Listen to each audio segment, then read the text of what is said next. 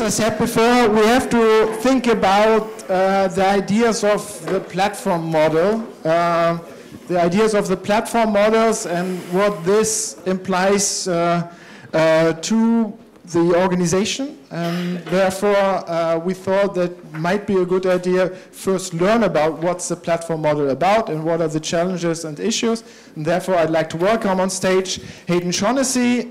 He's a book author from Ireland.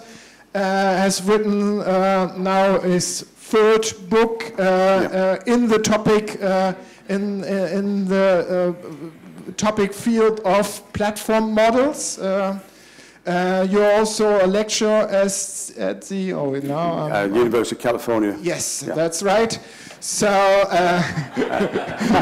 thank you. You're welcome. So You heard my introduction. So when we talked first, you told me, we talked a lot about what we are doing with, or what we have done with the Enterprise 2.0 Summit, and I expressed to you my my thoughts about that. A lot of projects are running out there, but they're not really changing something. And then you said, well, that's clear, actually, because they're running on an old system. Is that right? Well, I don't think it's because they're running on an old system necessarily. I think what organizations really need to do is find a destination point. And when I look at Enterprise 2.0, then E2.0, social business, and now digital transformation, it strikes me as being very much in the kind of productivity mode that most executives like to keep their employees in, which is we want more of something for less money. So as far as I can see, most of those developments have been around how do you do more with less in your existing paradigm. And really, the change comes when you identify a destination, an endpoint. And I can go on and on about that, but maybe you've got other questions before we start. And the destination is the platform model? I think for the moment it's a platform model. I think there's probably a 5 to 10 year period where the platform model remains very, very relevant, but I think it'll be undermined by more different types of distributed models. So it wouldn't surprise me. You mentioned blockchain. I'm not a great fan of blockchain, but I am a great fan of the Bitcoin phenomenon, that you do business in a very distributed way without central authority. So I think for a number of reasons, and one of them is actually geopolitical, because what the platform does is place to the strengths of countries like China, which have scale beyond anything we've ever had to encounter competitively before. And I think that American and European companies will have to move towards some more anarchic form of organization in order to compete with scale. So in 10 years' time, it wouldn't surprise me that large organizations are much more anarchic, self-organizing, self-managing. So, I mean, that's a guess, but you still face the fact that platforms are very well adapted to the Chinese model, which is scale. And so through the adoption of platforms, I think we're going to kind of play into what China does best and China's most suited for. Which raises another point, that organizational form is very much situational. You need the right organizational form for the competitive environment that you're in. And I'm not convinced that the organizational form of most enterprises suits the competitive environment that we're moving towards. So that's rather a complicated way of saying things, I think. I don't have many slogans around this, so it's going to be a bit of a complex presentation. Okay, we're keen about your presentation. Okay, so let me just describe briefly some of the work that I typically do. I try to look at how industry structures break down. So I would tend not to look, for example, at competitive situations where one company manages to compete successfully against another. It's more about how do industries actually change over time. And in the latest book, Platform Disruption Wave, I've looked very closely at the flat panel display industry and how you move from cathode ray tubes in the TV manufacturing to flat panels in laptop manufacturing to small flat panels in smartphones, and then on from there to rollable, indestructible, flexible panels, displays in the future, so from here on in. And if you look at those changes, actually what you see is that manufacturing passes from America and Europe to Japan in the laptop era. It passes from Japan to South Korea in the smartphone era, and it's about to pass to China because they have the investment capacity to do the rollable, flexible displays at risk. So when I talk about industry change, I mean that kind of thing. You know, no one American television manufacturer was competing against another. It was competing against a new geopolitical environment with an entirely new technology. But more importantly, I think, a new organizational form. The Japanese companies that won out against the Americans did it because they were superb learning organizations. And that's only one organizational form. But the fact is that organization, rather than technology, won the day.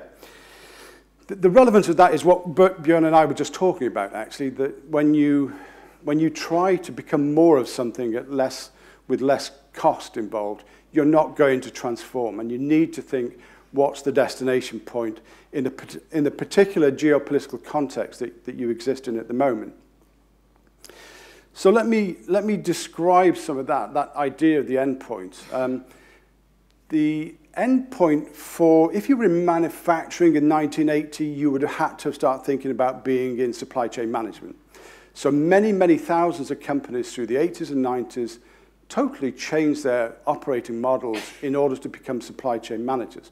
And my point is that actually change is not difficult if you know the endpoint. If you know you've got to move to something called supply chain management or platform, it becomes a whole lot easier than trying to be more of something at less cost in your existing business environment. So here let me describe one of the most impressive platforms at work at the moment, and it's neither of these three. It's not Amazon, it's not PayPal, it's not Uber, but this organization has companies that do exactly that. It has a PayPal type thing, it has an Uber, it has an Expedia type of company doing travel bookings. It is a bank, actually. It has a ticketing service, it has a GoToMeeting, it has those kinds of online meeting spaces, because why not? When you, like this company, provide a platform for 16 million businesses, you also need some digital environment in which those businesses can meet. It has an analytics service, a subsidiary that sells analytics. For a while, it tried to fork Android and create a new smartphone industry around a cloud-based OS. It failed to do that, so it bought a mobile phone device company, and is coming back round at Android in a different way. It has an insurance company, it is in the cloud, it has a cloud service, it has insurance in the cloud, it has a medical division, it's medical subsidiaries, it's in the health business. It does local grocery deliveries, it does global deliveries, it tries to organize global logistics. That's one of its key differentiators in the markets it operates in. It's moving into autonomous vehicles because if you are in logistics, if you're in delivery, you need to be doing that kind of thing. It has a film division, it has a Netflix, it has a YouTube, it has all these things. And the point is that what you move towards when you move towards platforms is this incredible kind of adjacency. You break out of the straitjacket of core competency thinking that really constrains many Western companies and has constrained them for the past 30 years. So any response, any crisis, the response to that in Europe is back to the core. See it in the banking sector all the time, back to the core. Whereas platforms typically start to operate much more horizontally and really break down the idea that you're in a vertical sector of any kind. This particular company, of course, is Alibaba Group, and those investments are partly Jack Ma, partly his company, and it's not the end of it. There are many more types of business that they're in. So I'm now going to look at how that kind of phenomenon disrupts business. But I want to look, first of all, at what we really mean by platforms, then look at disruption, then look at the wave of geopolitical change that's going to influence those two factors, and just touch on some action points. In terms of the rise of the platform, I think there's a problem in the literature, there's a problem in the public debate around it at the moment, which is that a lot of people think of things like network effects and two-sided markets, or open your APIs, or, you know, there is a thing called an innovation ecosystem, we'll have one of those. And in the constraints of time right now, I can't go into all four of these kind of errors, but I think the big errors are that platforms are about network effects. And if they're not about network effects, they're about two-sided markets like Uber and Airbnb appear to be. The fact is, in terms of network effects, the only kind of products that have real network effects are things that, like a phone or a social network or a messaging service, where in order for me to get value out of them, I need all of my network in them. And everybody in my network needs their network. So you just get that exponential growth because we collectively contribute our networks to that company. And I think that's very, very rare. It's not that exponential growth is very, very rare, but it's very rare through that mechanism. And the advocates of the two-sided network effects argument have therefore diluted it into something that they call two-sided markets, and Airbnb and Uber seem to be the typical examples of that.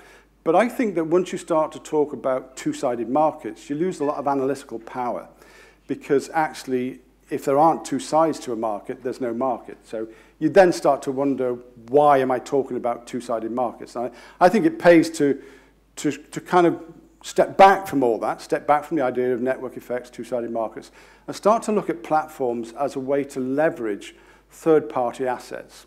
And a very simple example of that, I was watching a video last night of GE trying to leverage its involvement in street lighting, so that in San Diego, it's putting intelligence into street lights. And that's an asset. Suddenly it's a third-party asset. The lights don't belong to GE. They could still belong to GE. GE could be leasing them and could be doing all kinds of data-related tasks with them. But in terms of where you need to look, in terms of where you need to begin a transformational journey, I believe it's looking around for what are the assets around the company. In the current economic climate, most return on asset ratios are going down and will continue to go down. So you need to start thinking about what are the third-party assets that are available to me. And to describe how this happens, I want to look at the three iconic platforms that have emerged, beginning with Google.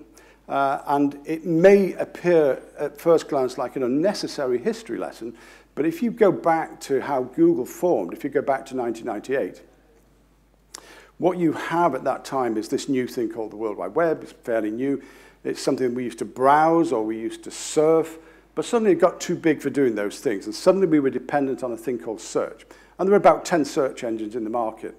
And each one of those search engines at the time was perverted by a community called search engine marketers, who used to stuff websites with keywords so they'd come up on the front page of Alta Vista or Yahoo or whatever it might be. And how Google solved that problem accidentally created ecosystems for Google that it built on over time in a really remarkable way, and a way which we haven't fully explored yet, I think. So if you think about that period, what Google offers is PageRank.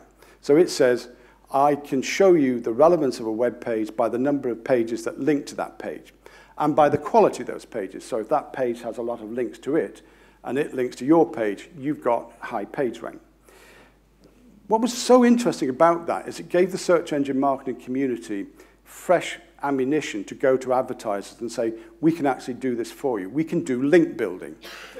So the scourge of the search community, the search engine community, suddenly became its greatest advocate, but it was only advocating Google, because suddenly you needed to professionalize what you did in search if you were going to be a link builder with quality content on the web. As Google scaled that business over time, the search engine marketing community grew as well. And the search engine marketing community was its first advocacy ecosystem. It added bloggers to its search engine results shortly after that. So suddenly bloggers become its advocacy ecosystem. And then it added other content providers. It persuaded other content providers in. So suddenly you've got 3 or 4 really significant communities advocating your product. And my contention is that rather than two-sided markets, or rather than network effects, most platforms function well when they have very strong advocacy ecosystems. And the task, once you've started to look at what assets you can access and what assets around your business can help extend your business and provide the mechanism by which you grow a platform, then the next thing is how you grow advocacy and who will be your natural advocates. And if you go to the second, there is something also, I think, quite accidental about how Google do this. And it's more evident in the second iconic platform, of course, Apple, with its massive developers. At some stage, I think, 200,000 to 300,000 developers, maybe even more. But Apple didn't want these developers on its platform. When it launched the iPhone, it refused to have third-party apps. It had to relent. When it relented, suddenly these communities started to grow like crazy. 65,000 apps one year, 150,000, now over 1 million. And in both cases, there's something very, very instructive going on, which is that the executive teams in these companies were the ones that were responsive to market conditions. Because in order to respond to the app developer growth, Apple had to invest billions in its platform. And it's this, I think, probably is the most important factor when you look at the history of platforms. It's in your area at the moment, delegated to you. How are you going to make me more digital? That's what your chief executive or digital executive, digital transformation executive is saying. But actually, when you really look at how platforms grow, it's at the executive level. It's the executive's ability to respond all the time with more investment and more adaptability that really, really makes the difference. Now, in between those two examples, you've got Alibaba's growth. So if you say Google consolidated in 2003, Apple around about 2008, 2009, Alibaba consolidates around 2005. What it does in order to consolidate its position in e-commerce is to offer escrow. So here's a company that's really a trading platform, buying and selling, allowing the purchase and sale of goods. But in order to do that, it has to become a financial services company. It offers escrow. It holds the money until the consumer gets the goods. Why that's important? I think there's two things going on here. You know, you've gone from thousands, tens of thousands of SEM people on Google. You've gone to hundreds of thousands of app developers on Apple. You've now gone to 16 million businesses on Alibaba. So you've got this incredible progression of scale that these companies somehow manage. You know, how would you deal with your company expanding from a few thousand clients to 16 million clients in less than a decade? It's a really, really impressive executive feat, I think. But what it also seems to do, I think, and this is the big change that people overlook, these platforms are huge transaction engines. They essentially function as banks. They take deposits in from people who buy things like apps or people who buy things on their platforms, and they hold it. And how they've enabled themselves, how they've enabled growth, is that they are cash machines. And again, it's a very, very important feature of business that gets overlooked when you start to think, can I be more digital? The real question is, how do I get cash? How do I get cash into my business so that I can make investment decisions? The other thing that they do, I think, is that they have incredible externalization. So their growth is external to the company, and it has to be managed in very, very new ways. And once again, the executive capacity to manage huge external environments is a new skill, and a daunting skill as well. It opens up all those options that you saw at the beginning with Alibaba. It can roam wide. It no longer has to stay in a vertical.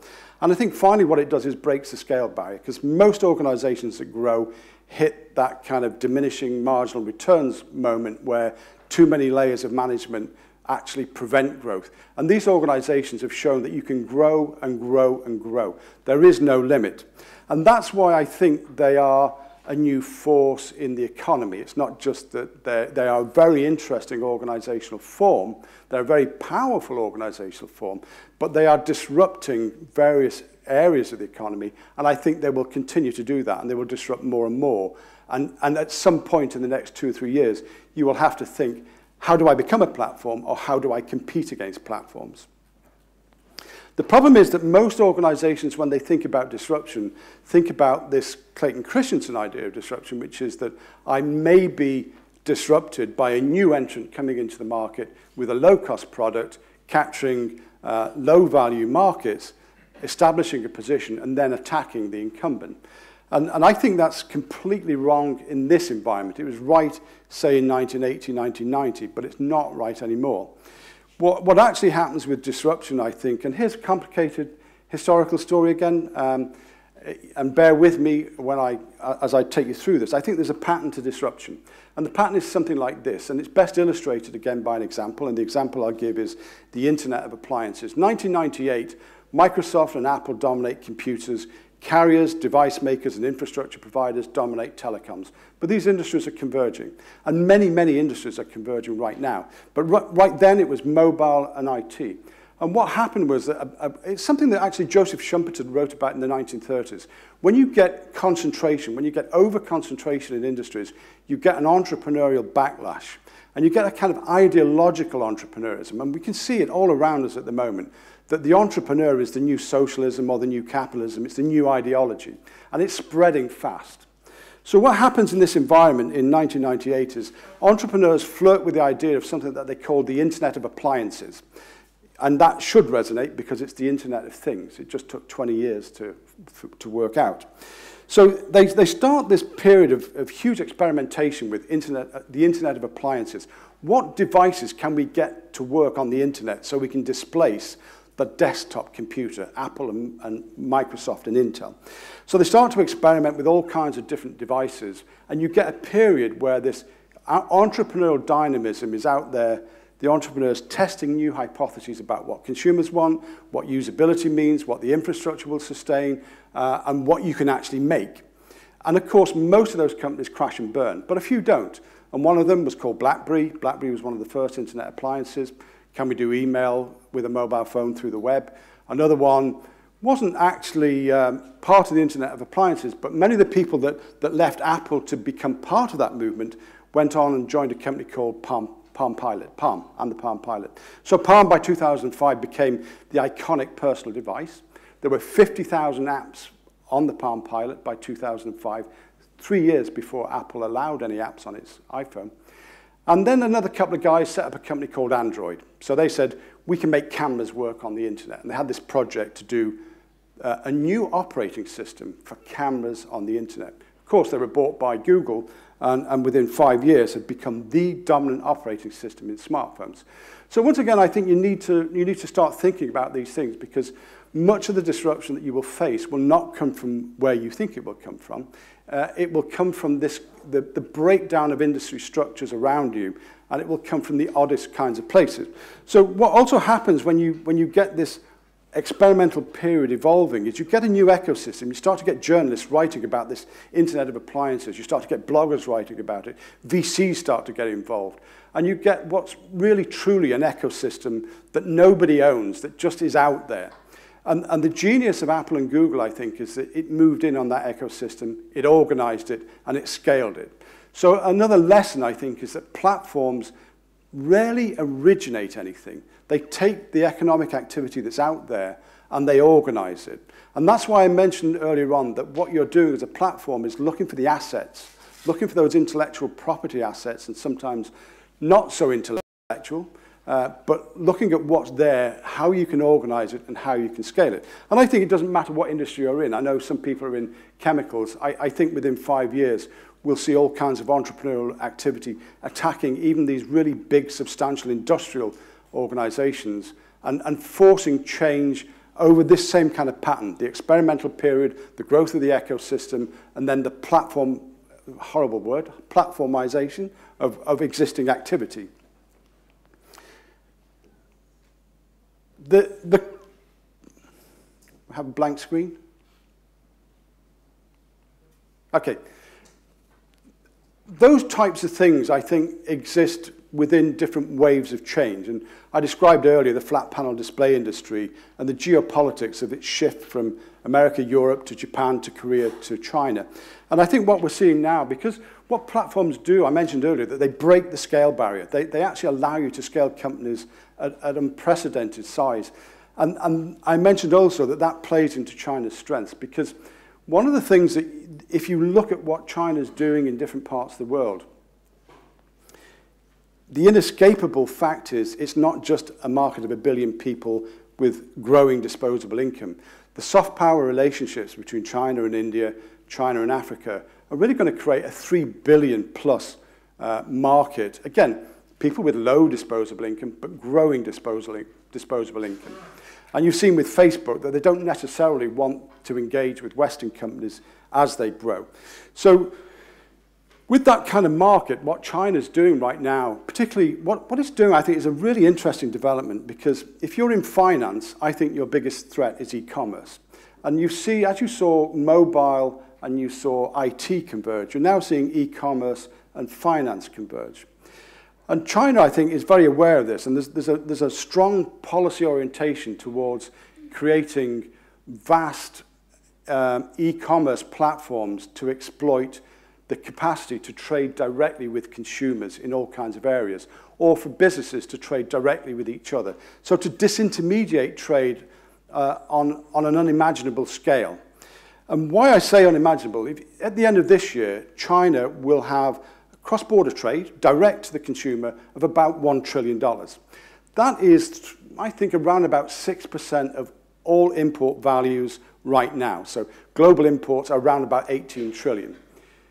By 2020, with its current growth rate, that'll look more like 3 trillion. And that's just one country. And that is nearly 20% of today's global trade, global imports. Of course, trade will grow, but it's not going to grow through the kind of mechanisms we think it's going to grow through. It's not going to grow because of TTIP or TPP. It's going to grow because China is going to make it grow. And China is investing tens of billions in infrastructure to get global logistics down to a 3-day maximum guaranteed delivery time. It prioritizes small business in that. So what you see in platforms like Alibaba, but also in new public sector platforms that are being created in China, is very much about enabling small businesses to be global. It's also the fact that they are integrating services. Why I say that finance is converging with e-commerce is because Alibaba is now a bank. It can provide all the finance you need, the working capital and the trade finance and the consumer finance to make its platform work. And it doesn't have to charge for that. And it doesn't have to charge regular logistics rates for the logistics services that it provides. So I think what you're going to find is not only does scale reduce price in most industries that these platforms touch, but the very fact of integrated services means that anybody within the orbit of these e-commerce platforms is going to find themselves seriously challenged on price. The other factor, the other feature I think that's emerging in different parts of the world, but I think particularly China, is that these platforms are becoming more and more participatory. So many members of the public, many consumers are actually heavily involved in product development on the newer platforms, things like in IoT and drones. But I think just to sort of conclude that wave, I would fully expect that by 2020, 2025 at the latest, you're going to see most trade organized by 10 to 15 companies. And you might say, well, is that going to be Alibaba? Yeah, it's going to be Alibaba, but it's going to be John Deere in agriculture. And I think that in chemicals, it'll be Monsanto, or if Bayer buys them, it'll be Bayer. So across different industries, you'll have 10 to 15 mega platforms. That sets the context for where your organizations have to look at the challenges around them. And that's the context for why it's not good enough to be more digital or less costly. You know, you will not compete on costs. You will not compete by being more digital. You will have to compete by recreating your organizations in some way. And some quick thoughts on that, because I wouldn't really advertise myself as an organizational design expert, but I think there are certain things that you can see in companies that change successfully. And one of them is that they do move away from the idea of core competency. Core competency just kills you. It's a retreat tactic. You really need to be aggressive about what kind of platform you're going to be exploiting, what kinds of assets.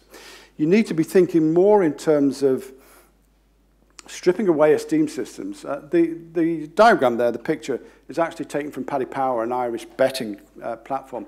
And the CTO at Paddy Power, just to give an example of new esteem systems, sits in the developer pool. He doesn't have an office. And the reason he doesn't have an office is he says, you know, every developer in my team I've hired. And if I put myself in an office, they're going to wonder why I'm not talking to them. And if I'm in an office, I'm likely to hire consultants. And if they see me in an office with consultants, they'll be wondering, what the hell am I up to? So all the trust that I build up by hiring these people and by interacting with them every day is going to disintegrate. And I'm going to lose them. So as the CTO of a $5 billion organization, he just sits alongside everybody else, lets them look over his shoulder, lets them critique his work, and actually, interestingly enough, never does budgets. You know, he has an overall budget, but he never does conventional cost allocation. So he's trying to change the way he views the budgeting process in his organization. That kind of thing, I think, is tied up with having a strong IT business dialogue. And in most organizations that I go into, IT do not talk to business. And the quality of dialogue is such that IT will always drag innovative projects into some kind of infrastructure program that it's running. So it's almost always in the organizations I've seen the case that the old help desk mentality of IT maintains itself all the way into the future of digital. So you have to do something very concrete about creating that dialogue.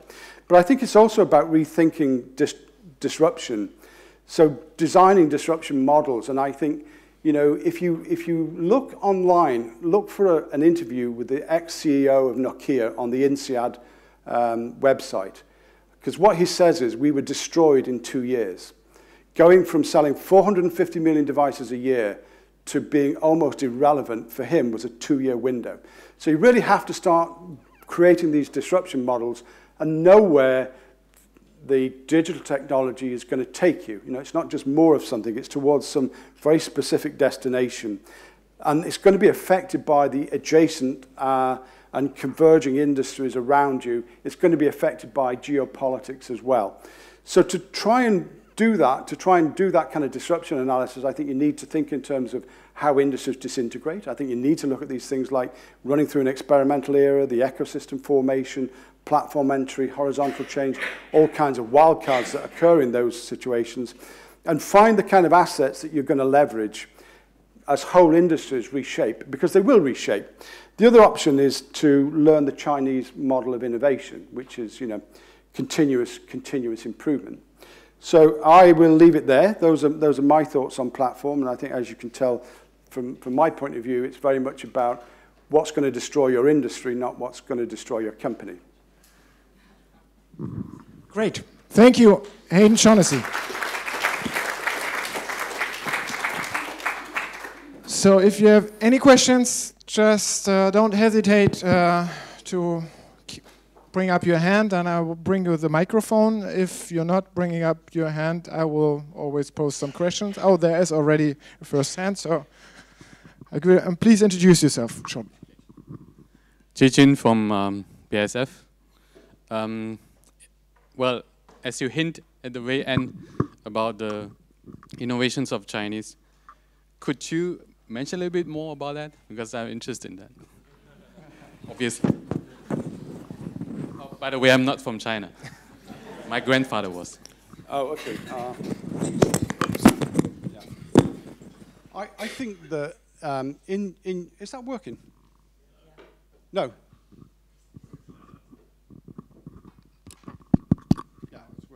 Okay. If you go back 30 years in Europe, I'm still not sure if that's working, but I'll just carry on. If you go back 30 years in Europe, you had a very strong craft tradition, and most industries were craft-based. The interesting thing about those craft industries is that every engineer who went into work in the morning tried to improve what he or she was doing. It was mostly he at the time. So you had this phenomenon that we've given away, which is we used to do continuous improvement, and it's somewhat in the nature of humans to want to improve their environment. I think what's incredible about China is that it continues to do that. So it continues, like all Asian cultures, you go into work to improve what's there. I think additionally what China has these other advantages, which is I think one would be, and you would know better than me, that the natural kind of networking that you do through families, the extended family, is just being replicated online. And again, what we've tended to do is move away from the extended family. We are less clan-like than we ever used to be. So we find that things like online networks are somewhat of an opportunity to start trying to rebuild our connections with other people. But I don't think that's the case in China. That, you know, when you don't have siblings, you network, and you network as a culture anyway. And that, in this type of environment, gives you all these kinds of opportunities to scale things, because the relationships are in place. Those would be the two that I think of mostly. So, somebody else? Yes, Jane McConnell. I don't think we've talked a lot about this in the past, and your ideas are absolutely right on from what I know. What can people like us here in the room do to bring change in our own organizations?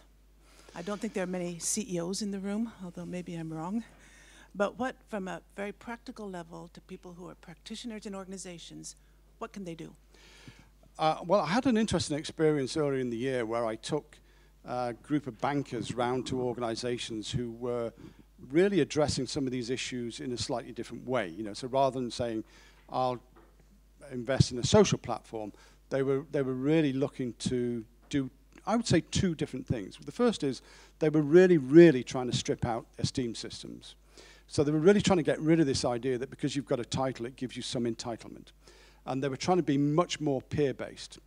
And the second thing they were trying to do was to create a new learning model. And that was particularly evident in a company I went to in Holland, where they talked incessantly about how do we learn. And these were guys that were actually learning very quickly. They were already implementing a microservices layer into their business. And they were trying to generate personalization for 15 million customers. You know, so it's not like they were slow, but they felt that the missing ingredient for them is, what is the new learning model for us? Now, when you read about people, when you read about organizational learning models, you know you're not going to achieve that. No organization really ever becomes a learning organization, I don't think. But you can become learning teams. And these teams are really interested in asking me, in fact, what should our learning model be? And I didn't know, particularly. But what was valuable about it, the people that I was taking on this little tour, is that all those people now want to be talking to each other. And I think that's the key, you know, is to find the organizations. I'm happy to give you names and contacts. Find the organizations that have made some of these steps. They've gone some way, like Paddy Power, to stripping out esteem, who started to budget very differently, who are moving quickly to microservices, who are looking for new learning models, and actually generate your own peer-based learning. Because that, I think, is the key to it as well. That what I find more and more is if you go into organizations that hire consultants, it alienates everybody in the organization. If you go into organizations where people are able to learn from each other, actually you see a lot more motivation. And I would say something like this should become perhaps the platform for some kind of learning network, a peer learning network. But to scale this learning network, we need underneath, again, a digital workplace, kind of a technology platform that allows us to bring this idea to the company, don't we? Well, I think the first thing is to actually meet the people that do these things. And you can think of companies like I can't remember the name of the publisher in Germany, but there's a German publisher, a Dutch retailer, an Irish gambling site, typically. And then, you know, there'll be others, a handful, maybe, that I can think of, only 5 or 6 that have taken these steps. So I think the first obligation is you meet with them. And the second thing is, yeah, okay, at that point, can you underpin it with some kind of learning? What I've noticed also when I give speeches is how useless the speech is. You know, I mean, what we really need to do now is have 2 hours where we check whether you've assimilated what I've said and whether what I've said makes any sense, makes real sense. So you need to, I think, move on there a little bit as well and say, okay, what's the right learning environment for conferences these days?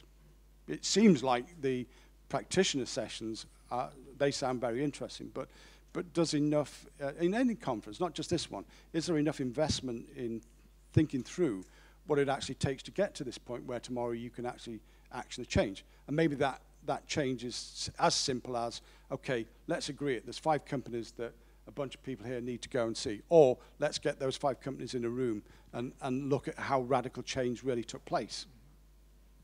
Any more questions? Hi, my name is Bonnie Chuck. You talk about business IT dialogue.